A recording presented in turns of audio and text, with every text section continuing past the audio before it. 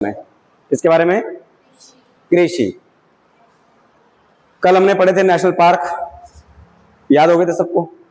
है हो गए थे याद सबको? हाँ जी। साउथ के नहीं हो रहे थे? आंध्र प्रदेश, तमिलनाडु, तेलंगाना, साउथ के पूछे भी जाते हैं ज्यादा। मध्य प्रदेश, असम, दक्षिण भारत, राजस्थान या फिर पूर्वी भारत। ठीक है, मध्य प्रदेश में 11 नेशनल पार्क सारे हैं, उनको पढ़ लो। दक्षिण भारत के आंध्रा, केरल, तमिलनाडु, राजस्थान के मणिपुर, मेघालय, ये सारे आप पढ़ लो। ठीक है, अच्छा।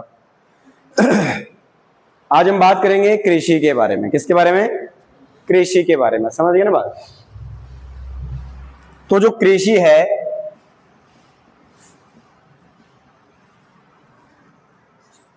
अच्छा ऑनलाइन भी देखते हो तुम लोग? ऑनलाइन जो वीडियो बनती देखते हैं? देखते हैं, फिर कमेंट लाइक नहीं करते तुम लोग? है अच्छा। और हाँ भैया, जो ऑनलाइन देखते हैं वीडियो, वो भी लाइक कर लिया करो यार, कमेंट कर लिया करो। है, और अगर किसी को आवाज में दिक्कत आती है या थोड़ी आवाज में, वॉइस में प्रॉब्लम आती है, तो उसमें एक ऑप्शन दिया होता है ऊपर, सीसी का ऑप्शन दिया होता है। जैसे आप यूट्यूब को ओपन करते हैं, वीडियो को ओपन करते हैं, तो ऊपर कॉर्नर में होता है एक सीसी दिया होता है, उसको क्लिक करके आप नीचे उसको अपनी जो लैंग्वेज है उसमें आप सही तरीके से देख सकते हैं। जो लैंग्वेज होती है प्रॉपर लैंग्वेज, उसमें आप उस चीज को देख सकते हैं। अगर लैंग्वेज कोई वर्ड है जो समझ नहीं आ रहा है कि भाई क्या बोला है बार बार, तो सीसी को आप दिया होता है उसमें, सीसी। ठीक है, तो उसको क्लिक करके आप आगे लैंग्वेज की प्रॉब्लम की समस्या को दूर कर सकते हैं। ठीक है, हाँ जी। तो आज हम बात करेंगे कृषि के बारे में। तो सभी कृषि बैकग्राउंड से आते हैं, कृषक बैकग्राउंड से आते हैं सभी, हैं? क्योंकि प्राचीन काल से प्रत्येक जो हमारे जो समाज है, चाहे वो सभ्यता है, ठीक है, चाहे वो हड़प्पा सभ्यता थी, चाहे वो वैदिक सभ्यता थी, चाहे वो कोई भी सभ्यता थी, उनका प्रमुख जो व्यवसाय रहा है वो कृषि रहा है, कृषि और पशुपालन। ठीक है, तो आधुनिक समाज का भी जो है, अगर परंतु आज के समाज की अगर बात करें या आज की अर्थव्यवस्था, भारतीय अर्थव्यवस्था की बात करें, तो कृषि जो है वो कौन से क्षेत्र में आता है बताइए? प्राथमिक, द्वितीय या तृतीय? कृषि अर्थव्यवस्था का कौन सा क्षेत्र है? प्राथमिक। वेरी गुड, कौन सा? प्राथमिक। परंतु वर्तमान में भारतीय अर्थव्यवस्था में किस क्षेत्र का सबसे बड़ा योगदान है? बता सकता है कोई मुझे? भारतीय अर्थव्यवस्था या भारतीय जीडीपी में, भारतीय जीडीपी में किसका सबसे बड़ा योगदान है? जीडीपी को बढ़ाने में किस क्षेत्र का सबसे बड़ा योगदान है? प्राथमिक, द्वितीय या तृतीय? प्राथमिक में क्या आता है? कृषि, द्वितीय में उद्योग और तृतीय में सेवा यानी सर्विस। सेवा यानी सर्विस, समझ रहे हो? तो किस क्षेत्र का सबसे बड़ा योगदान है भारत की जीडीपी को बढ़ाने में? किसका? कृषि का नहीं है आज, किसका है? लगभग 56% जो योगदान है वो सेवा। क्योंकि जब सरकार को जो, जैसे डॉक्टर है, इंजीनियर है, अध्यापक वर्ग है, तो यहां से बहुत ज्यादा टैक्स मिलता है, या बिजनेसमैन है, ठीक है, समझ बात? या फिर आपका जो है परिवहन हो गया, तो समझ बात, टैक्स जो बस शुल्क है, ट्रेन शुल्क है, तो इससे क्या है, काफी ज्यादा बेनिफिट होता है सरकार की आमदनी को। इसलिए सरकार की आमदनी यानी भारत की जो जीडीपी है उसको बढ़ाने में सेवा का सबसे बड़ा योगदान। ध्यान रखें बात, ये प्रश्न आ जाता है पेपर में, ठीक है। परंतु वर्तमान समय में अगर कृषि की बात करें कि भाई कृषि का भारतीय अर्थव्यवस्था को बढ़ाने में कितना प्रतिशत योगदान है, तो लगभग 2020 से पहले ये प्रतिशत था 18%। परंतु वर्तमान में ये जो रह गया है केवल 16% जो है रह गया है। ध्यान रखें बात, बाकी जो योगदान है किसका है? उद्योग का, इंडस्ट्रीज का। किसका? इंडस्ट्रीज का, चाहे वो प्राइवेट है चाहे वो सार्वजनिक है। क्लियर? तो इसी तरीके से कृषि के बारे में अगर बात करें तो कृषि जो है वो किस भाषा का शब्द है? कोई बता सकता है मुझे? कृषि जो है वो किस भाषा का शब्द है? लातिनी भाषा। किसका? लातिनी भाषा का शब्द है, ध्यान रखना बात, या लैटिन भाषा का शब्द है। लैटिन भाषा बोल सकते हैं इंग्लिश में, या लातिनी भाषा का शब्द है। तो कृषि में किन चीजों को शामिल किया जाता है बताएगा कोई मुझे? कृषि में कौन कौन से जो क्षेत्र है वो शामिल है? शामिल क्षेत्र। हाँ जी, नंबर 1 सबसे पहले खाद्यान्य सभी फसलें, चाहे वो कोई भी हो फसलें। दूसरा पशुपालन। तीसरा मत्स्य उत्पादन। और चौथा वानिक। जो वानिक है वो भी किसका हिस्सा है? एग्रीकल्चर का हिस्सा माना जाता है। ध्यान रखे बात। तो कृषि में ये सारी चीजें जो है शामिल की जाती है, फसलें, पशुपालन, मत्स्य उत्पादन और वानिक, पेड़ पौधे। समझ गए ना बात? ये भी कृषि का ये क्या है? हिस्सा है। क्लियर? तो कृषि को डेवलप करने के लिए या विकसित करने के लिए कृषि में विभिन्न क्षेत्रों का क्या योगदान है? ध्यान रखना बात। जैसे मान लीजिए कि कृषि है, तो कृषि के ये मैंने आपको क्षेत्र बताए कौन कौन से? फसलें, प्रमुख फसलें, चाहे वो रबी है, चाहे वो खरीफ है, चाहे वो जायद है, चाहे वो किसी भी प्रकार की फसल है। दूसरा आपका पशुपालन, चाहे वो मुर्गी पालन हो, चाहे हो आपका जो है कुक्कुट पालन है, पोल्ट्री फार्म हो, या फिर आपका मिल्क प्रोडक्शन हो, चाहे कोई भी चीज है पशुपालन के लिए, चाहे कोई भी चीज है वो सारी इसमें आ जाएगी। या खरगोश प्रजनन है, कोई भी चीज, भेड़ पालन है, ठीक है, मत्स्य पालन, फिश। समझ बात? जो दूसरा आपका वानिकी यानी फॉरेस्ट। तो इन क्षेत्रों में किसका योगदान सबसे ज्यादा है? तो सबसे पहले हम अगर फसलों की बात करें तो कृषि को विकसित करने में फसल का जो रोल है लगभग 56%। कितना? 56%। फसल का जो योगदान है कृषि को डेवलप करने में कितना परसेंट योगदान है? 56%। अगर हम बात करें पशुधन का, तो पशुधन का लगभग 30%। पशुधन समझते हैं? यस या नो? सबसे बड़ा धन माना जाता है पशुधन। किस काल में? किस काल का सबसे बड़ा धन पशुधन माना जाता था? और उस काल में अधिकतर जो लड़ाइयां हैं वो गायों को लेकर होती थी। गोधन सबसे बड़ा धन माना गया, सर्वोत्तम धन माना गया। किस काल में? वैदिक काल में। Very good. किस काल में? वैदिक काल में। समझ गए ना बात? हाँ जी। तो पशुधन जो है, पशुधन का जो योगदान है उससे कृषि को जो बढ़ावा मिलता है लगभग 30%। कितना? 30%। अगर हम मत्स्य की बात करें तो लगभग 7%। और वानिक का भी जो योगदान है कितना? 7%। तो ये आंकड़े आपने ध्यान रख लेने, बहुत इंपॉर्टेंट आंकड़े हैं कि फसलों का योगदान कृषि को बढ़ावा देने में कितना परसेंट है, पशुधन का, मत्स्य उत्पादन का और वानिक का। ठीक है? तो ये आपने सारी बातें ध्यान रख लेनी है। क्लियर बात सबको? अभी 2024-25 के अकॉर्डिंग 2000 लिख लिया, ये 24-25 के सर्वे के अनुसार कृषि क्षेत्र में कुछ सुधार किया गया है या कृषि क्षेत्र में कुछ वृद्धि की गई है, तो उसको वृद्धि करने वाले जो राज्य है कृषि क्षेत्र में, कृषि में विकास करने वाले राज्य या कृषि में वृद्धि करने वाले भारतीय राज्य। अब जैसे आपसे कई बार प्रश्न आ जाता है कि वर्ष 2025 में भारत के किस राज्य ने सबसे ज्यादा वनों को विकसित करने में सबसे बड़ा योगदान दिया है, तो उसमें आंध्र प्रदेश पहले नंबर, मतलब जो वन फॉरेस्ट में जो इंक्रीज कर रहा है कौन है? आंध्र प्रदेश। उसी तरीके से कृषि में भी वृद्धि करने वाले राज्यों की अगर बात करें तो इसमें पहला राज्य आ जाएगा आंध्र प्रदेश। यहां पर भी पहला राज्य कौन आ जाएगा? आंध्र प्रदेश। आंध्र प्रदेश ने पिछली तुलना के अनुसार, पिछली तुलना के अकॉर्डिंग लगभग 8.8% जो है कृषि में वृद्धि की है।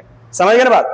पिछली तुलना के अकॉर्डिंग, यानी जिस हिसाब से पिछले आंकड़ों में खेती करता था उससे लगभग कितनी इंक्रीजिंग किया है उसने? 8.8%। दूसरा राज्य है आपके पास मध्य प्रदेश, एमपी, 6.3% इंक्रीजिंग किया है इसने। और तीसरा है आपका तमिलनाडु 4.8%। ठीक है? तो ये कृषि में विकास या वृद्धि करने वाले भारत के शीर्ष राज्य है। ध्यान रखें ये भी। क्लियर बात सबको? देखो कृषि में आपने ऐसा नहीं है कि रबी फसल पढ़ लो, खरीफ फसल पढ़ लो। आज की डेट में जो कृषि से रिलेटेड क्वेश्चन आते हैं वो सबसे ज्यादा करंट अफेयर को लेकर के आते हैं। इंक्रीजिंग जो ये आंकड़े हैं सबसे ज्यादा पूछे जाते हैं। तो ये आपने बात ध्यान रख लेनी है। ठीक है? जिनका कमीशन है, टीजीटी कमीशन है जेबीटी के लिए जो आया है यहाँ।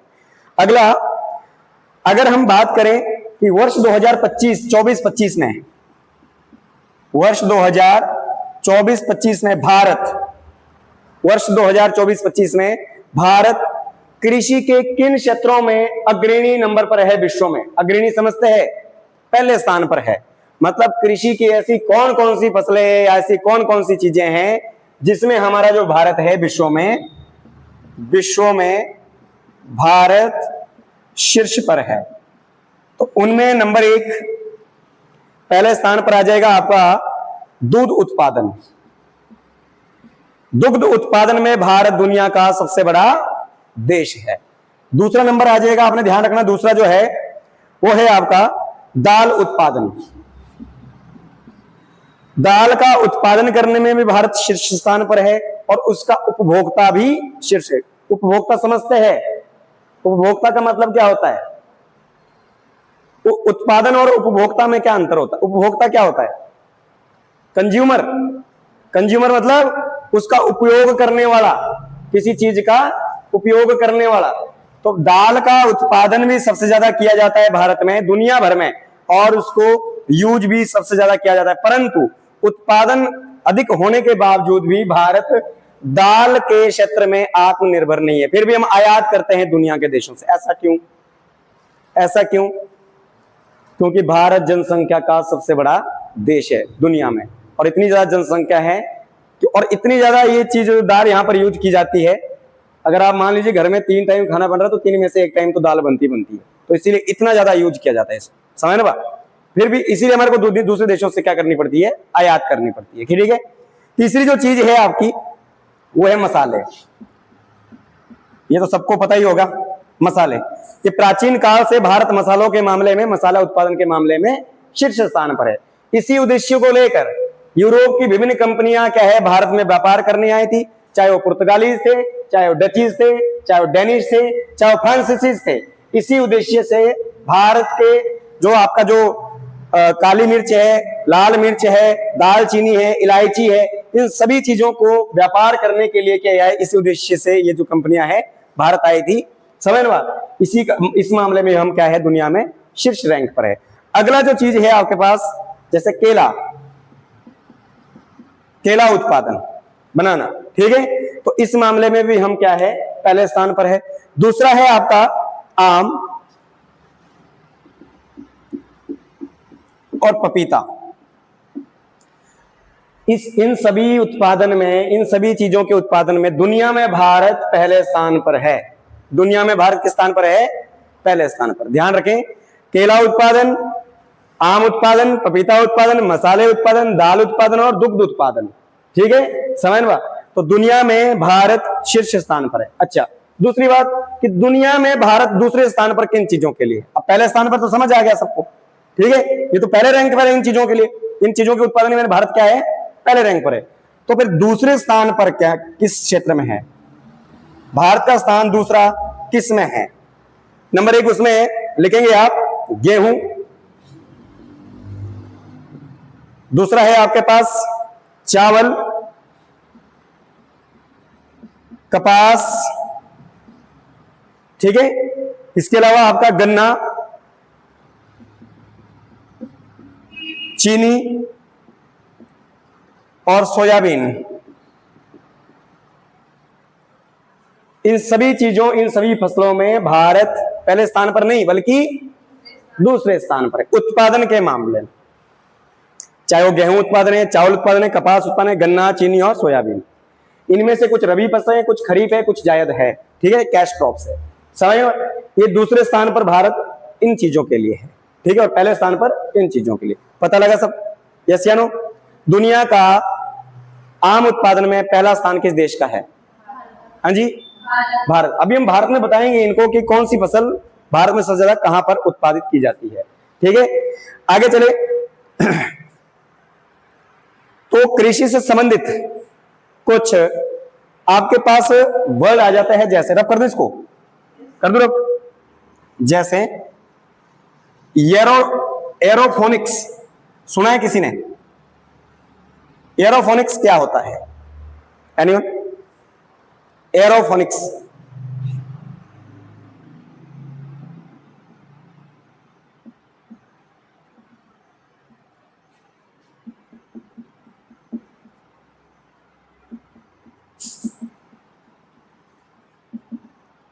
और दूसरा होता है हाइड्रोफोनिक्स।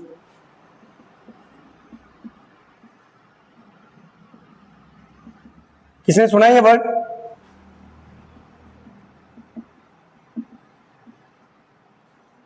हाइड्रोफोनिक्स।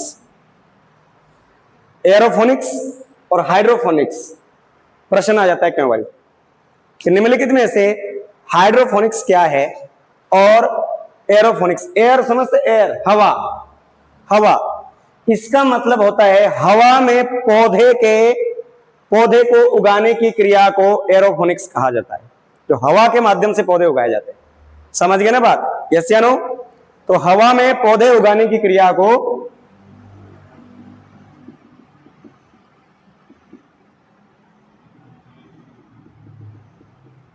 पौधा उगाने की क्रिया को क्या कहते हैं? एरोफोनिक्स। ध्यान रखें। और हाइड्रो, हाँ जी, वेरी गुड। जल में सेम टू सेम, जल में पौधे उगाने की विधि को क्या कहते हैं? क्या कहते हैं? हाइड्रोफोनिक्स। समझ आया? यस या नो? इसके अलावा जैसे कुछ आपसे प्रश्न पूछे जाते हैं, जैसे कि आपसे एक चीज और यहां पर आता है, जैसे प्लांटेशन क्रॉप्स कौन कौन सी होती है? प्लांटेशन क्रॉप्स, जिसको हिंदी में बोलते हैं वृक्षरोपण फसलें। सुना है? वृक्षरोपण फसलें। बताइए, बता सकता है कोई? प्लांटेशन, प्लांटेशन समझते हैं? प्लांटेशन समझते हैं? कलम लगाना या फिर रोपाई करना है। तो कौन सी ऐसी फसलें हैं जो वृक्षरोपण फसलों के अधीन आती है? एनीवन?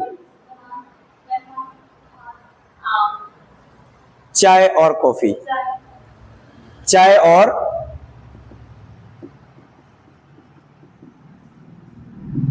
T and coffee. ठीक है? चाय और कॉफी, ये किस प्रकार की फसलें हैं? वृक्षरोपण, इन प्लांटेशन क्रॉप्स है। कैसी है? प्लांटेशन क्रॉप्स है।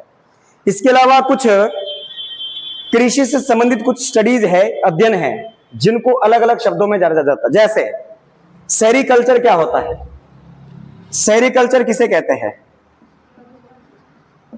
बताइए, सेरिकल्चर किस चीज का अध्ययन है? हाँ जी, बताइए, शाबाश। किसका? रेशम कीट। क्या बोलना है? रेशम कीटों के पालन को सेरिकल्चर कहा जाता। अच्छा, आपको पता है जो रेशम के कीट है वो किस पेड़ पर उसका पालन किया जाता है? Very good. किस पर? अच्छा, शहतूत तो ठीक है। एक बार प्रश्न आया था कि निम्नलिखित में से शहतूत के किस भाग पर रेशम कीटों का पालन किया जाता है? ऑप्शन है जड़ें, तना, पत्ते या सभी। अब बोलो। ऑप्शन है जड़ें, तना, पत्ते या फिर आपका सभी। हाँ जी, कि शहतूत के वृक्ष, ये तो रट्टा लगाया सबने कि शहतूत अच्छा पाला जाता है, तो ठीक है, अच्छी बात है। पर शहतूत का जो है यूज है, वो ये जो रेशम कीट किस चीज का यूज करते हैं? धागा बनाने के लिए ये किस चीज का यूज करते हैं? जड़ों को काटते हैं, तना को काटते हैं, पत्ते को काटते हैं, सभी चीजों को। पत्ते किसके? ध्यान रखना, पत्ते। समझ गए ना बात? ध्यान रखना बात। पत्तों को खाकर ये धागा बनाते हैं। समझ गए ना बात? तो ये बात भी आपने ध्यान रखना। दूसरा आपने ध्यान रखो, अच्छा, एपीकल्चर किसे कहते हैं? बताइए, एपीकल्चर किसका अध्ययन है? बताइए, शाबाश। हाँ जी, एपी, हनी बी, मधुमक्खी।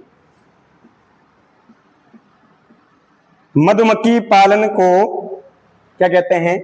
सेरिकल्चर कहते हैं। और विटिकल्चर? विटिकल्चर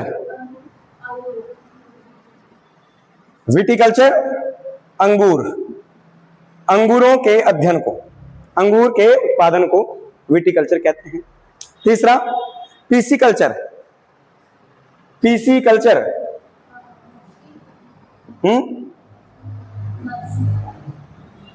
पीसी कल्चर बताइए शाबाश, पीसी कल्चर किसे कहते हैं?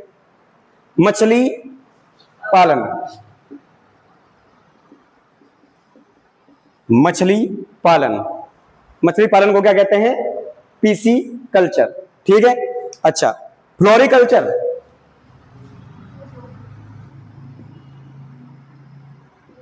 फ्लोरिकल्चर किसको? हाँ, फूलों के अध्ययन को फ्लोरिकल्चर कहते हैं। फूलों के अध्ययन को क्या कहते हैं? ये सारे कृषि से रिलेटेड जो स्टडीज है इनको ध्यान रखना है। इसके अलावा अगला हॉर्टिकल्चर, ये तो पता ही होगा सबको, हॉर्टिकल्चर। हाँ जी, बागवानी, गुड। अच्छा, बागवानी में क्या चीज आती है? बस फल और फूल उत्पादन। ठीक है, फसलें भी इसी में आ जाती है, फसल उत्पादन, फल उत्पादन, फूल उत्पादन। और अलग से फूल का पूछा है तो आपने क्या बोलना है? फ्लोरिकल्चर। ठीक है, स्पेशल बागवानी के लिए पूछा है तो हॉर्टिकल्चर। तो हमने कुछ अध्ययन पढ़े जैसे सेरिकल्चर, एपीकल्चर, विटिकल्चर और आपका जो है पीसीकल्चर, फ्लोरिकल्चर और हॉर्टिकल्चर। ठीक है, तो ये भी आपने बात ध्यान रख लेना। यहां तक समझ आया सबको? यस या नो? कर दूं रफ इसको? कोई दिक्कत? Any question?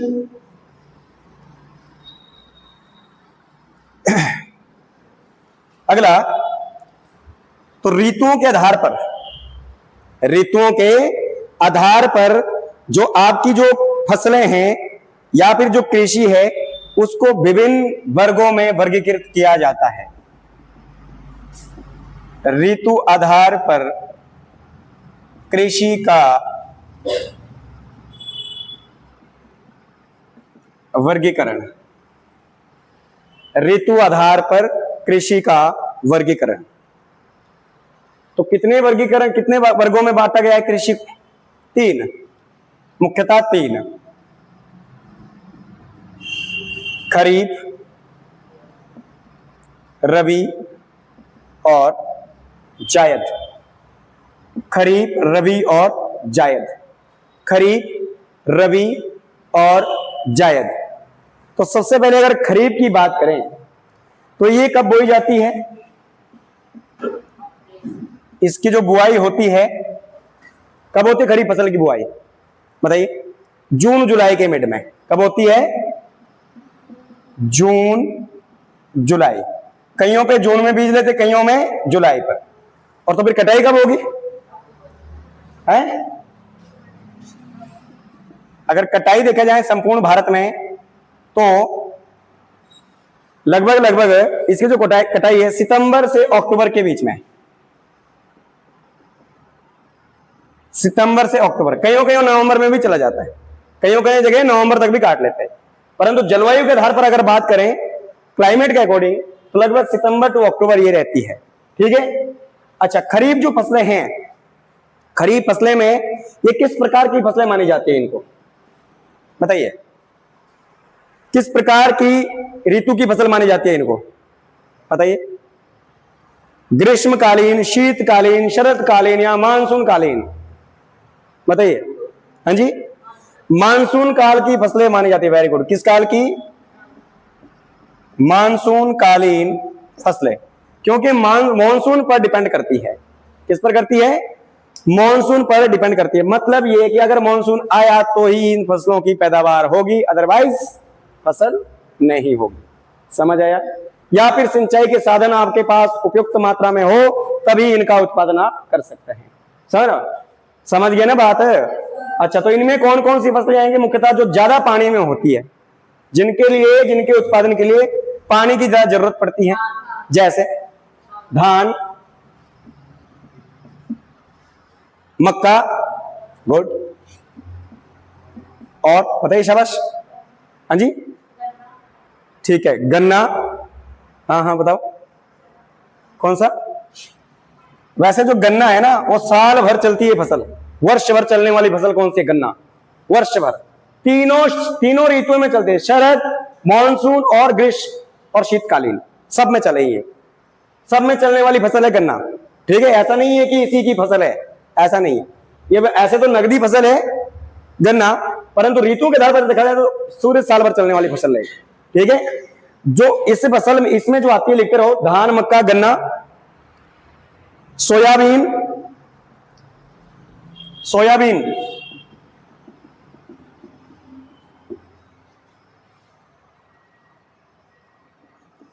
हरहर या अरहर, ठीक है, दाली की किस्म है, उड़द,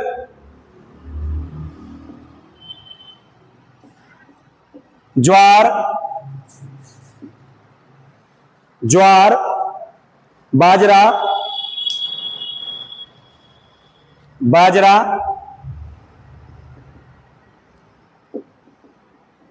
कपास और मूंगफली। ठीक है, ये सारी ऐसी फसलें हैं जो किसका हिस्सा है, किसका, मॉनसून कालीन फसलें यानी रबी फसल के अंदर आती है। समझ आया बात की नहीं? तंबाकू भी लिख सकते हैं इसमें एक और, ठीक है, तंबाकू भी लिख सकते हैं इसमें। कहां होता है तंबाकू उत्पादन भारत में सबसे ज्यादा? आंध्र प्रदेश में। कहां पर? आंध्र प्रदेश में। समझ आया बात की नहीं? दूसरी हमारे पास रबी फसलें, ठीक है, तो रबी फसलों को शीतकालीन फसलें कहा जाता है। शीतकालीन फसलें कहा जाता है, सर्दियों में उगाई जाती है। ठीक है, इनका जो उत्पाद बुआई होती है लगभग अक्टूबर नवंबर में ये बुआई होती है इनकी। ठीक है, और लगभग मार्च अप्रैल में ये काटी जाती है।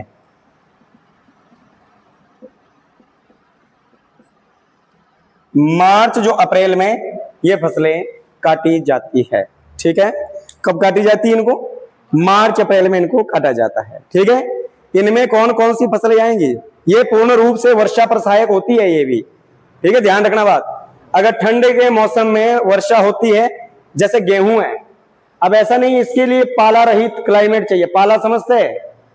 पाला नहीं पड़ना चाहिए, समझ गए ना बात? और ऊपर से वर्षा भी होनी चाहिए सही ढंग से। ठीक है, ऐसा नहीं है कि मौसम ठंडा, अच्छा जैसे मान लीजिए, इसका मतलब ये नहीं कि ठंडा मौसम चाहिए।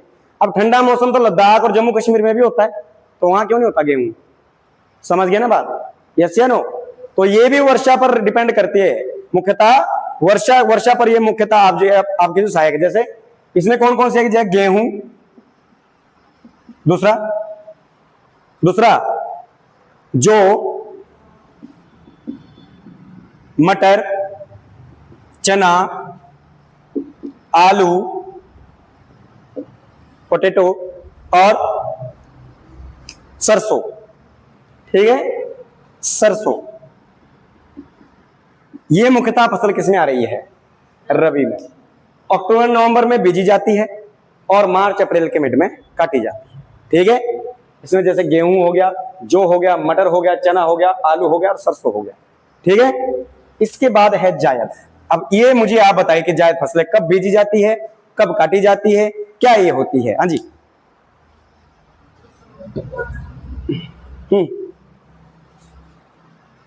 ये ऐसी फसलें होती है जो इन दोनों के मिड में बीजी जाती है। इन दोनों के बीच का जो कम जो टाइम पीरियड है, बीच का जो थोड़ा सा समय अंतराल होता है, इनके बीच में जो बोई जाती है फसलें, उनको जायद फसलें कहते हैं। मतलब ये हुआ जो खरीफ प्लस रबी के मध्य बोई जाती है। कब बोई जाती है? खरीफ और रबी के बीच में बोई जाती है। ये मार्च से लेके जून के बीच में कभी भी बीज सकते हैं। मार्च से लेके जून तक, मार्च से लेके जून तक ये बीजी जाती है। इनको उत्पादन करने के लिए बहुत कम समय लगता है, 30 से 40 दिन का समय लगता है। 30 से 40 दिन का समय लगता है। अगर आपको ऐसे समझना आए तो ये समझ लीजिए कि जो बेल में लगने वाली फसल, बैल नहीं, बेल, ठीक है, बेल समझते हैं, जैसे यहां पर खीरा, तरबूज, तोरिया और पपीता, नहीं पपीता नहीं होता, ठीक है, कद्दू हो गया। ठीक है, समझ रहे बात? तो ये जो है मुख्यतः पूर्ण रूप से ग्रीष्मकालीन फसलें हैं। कैसी है? ग्रीष्मकालीन। ठीक है, नमी मिलने के बाद ये गर्म मौसम में भी पैदा हो सकती है। ठीक है, समझ आई बात? क्योंकि जून से लेके मार्च से लेके जून तक बड़ी भयंकर गर्मी होती है, सबको पता है ये बात। ठीक है, तब तक आप कोई ना कोई फसल बीज चुके हैं रबी या खरीफ में से, तब तक आप समझ ना, जो बीच में उगाई जाती है। आपने देखा होगा कि जब हम एक फसल काट लेते हैं और दूसरी बिल्कुल बीजने के लिए तैयार है, तो उनके बीच का जो अंतराल है उस बीच में हम तीसरी फसल कोई डाल देते हैं। साल में एक ही खेत में 3 फसल कर लेते हैं कई बार, तो उनको जायद फसलें कहते हैं। तो इनमें वो सारी वो फसलें आ जाती है जो कम समय में उत्पादन। देखो, तोरिया भी एक सरसों का वर्जन है, परंतु सरसों अलग चीज है और तोरिया अलग चीज। सरसों को उत्पादन करने में बहुत समय लगता है, परंतु ये 30 से 40 दिन में रेडी हो जाता है। ठीक, ये भी ऑयली सीड्स है। ठीक है, तो ये तो हमने किस आधार पर बात करी? किस आधार पर बताइए? ऋतु के आधार पर फसलों का वर्गीकरण। अभी हम बात करेंगे कृषि के प्रकार। कृषि के प्रकार, तो कृषि की अगर प्रकार की बात करें तो कृषि के कईयों प्रकार है। जब सबसे पहले कृषि का जो प्रकार है वो हम बात करेंगे ऑर्गेनिक फार्मिंग, यानी जैविक खेती, ऑर्गेनिक फार्मिंग।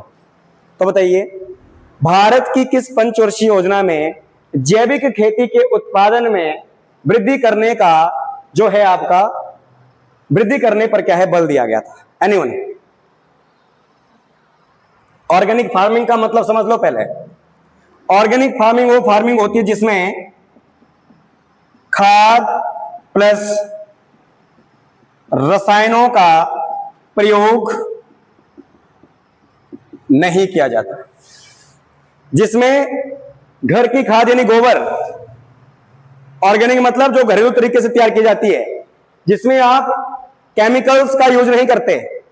ठीक है, या फिर आपका खरपतवार को हटाने के लिए कीटनाशक दवाइयों का प्रयोग नहीं करते, या फिर विभिन्न प्रकार के केमिकल्स या रसायनों का प्रयोग, यूरिया का प्रयोग नहीं करते। ठीक है, इनके बिना उत्पादन की गई जो फसलें हैं जो घरेलू तरीके से तैयार की जाती है उसे जैविक खेती कहा जाता है।